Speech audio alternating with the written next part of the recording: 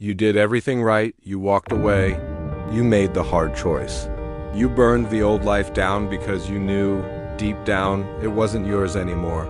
And now you're standing in the ash. Nobody told you it would feel like this. Nobody warned you that starting over doesn't feel like freedom at first. It feels like failure. It feels like loss. It feels like you made the biggest mistake of your life. The silence is deafening. The days blur together. You wake up and for a split second, just one, you forget that everything has changed. Then it hits you again. This is rebuilding. Not the version they sell you in self-help books. Not the montage. Not the highlight reel. The real thing. The ugly, disorienting, terrifying real thing. And if nobody has told you yet, you're not broken. You're not behind. You're not failing.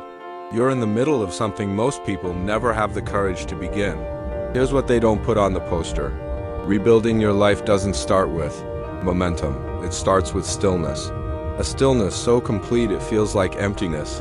And in a world that worships motion, that stillness feels like death.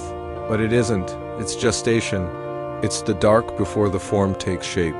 Every structure that has ever stood was first just ground, just silence, just potential waiting for direction. The reason nobody warned you is because most people never get here. They feel the pull to change and they negotiate with it. They compromise. They stay in the wrong job, the wrong relationship, the wrong version of themselves, because at least it's familiar. At least it has a name. You didn't do that.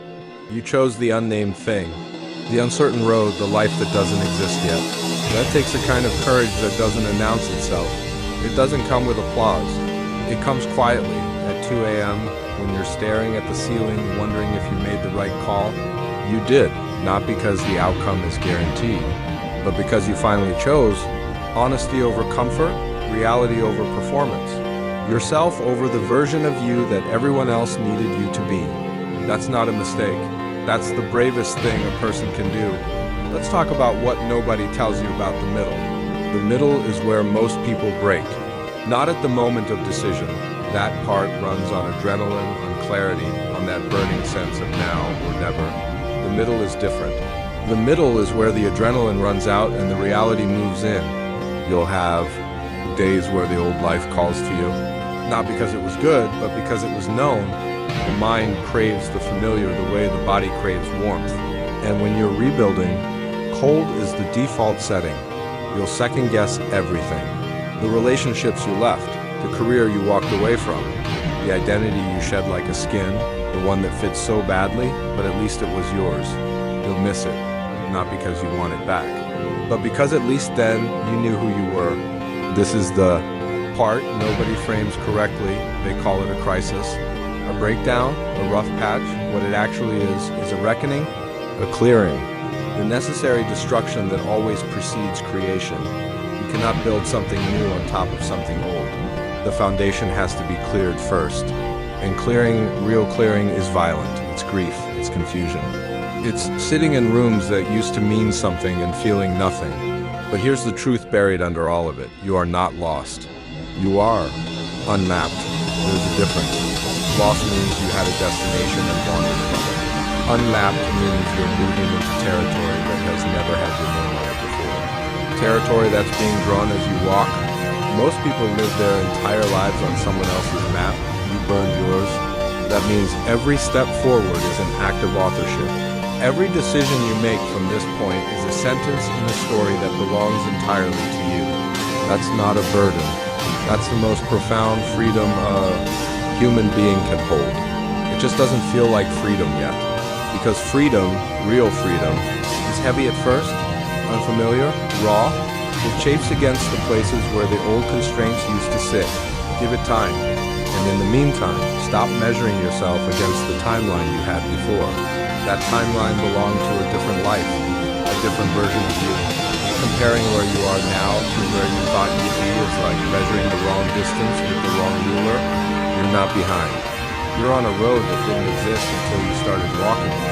The people who look the most together right now, most of them are performing a life they outgrew years ago, staying because starting over is terrifying, smiling in photos while quietly wondering if this is all there is.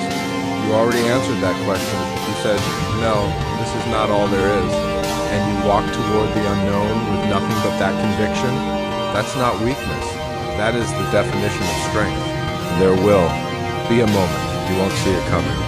You won't plan for it or prepare for it. It will arrive quietly, maybe on an ordinary Tuesday, maybe in the middle of something completely mundane.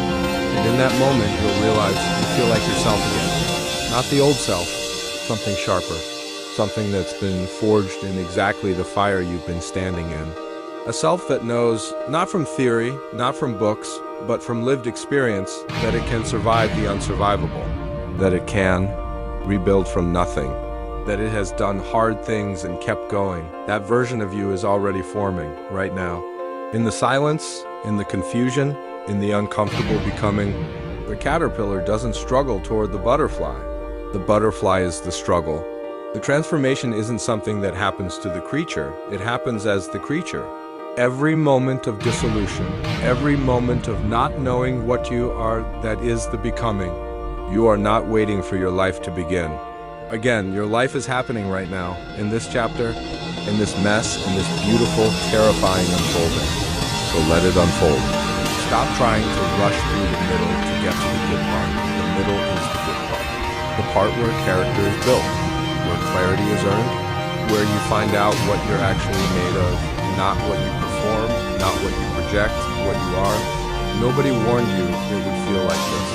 But now you know, and knowing changes everything. You came here for a reason, not by accident.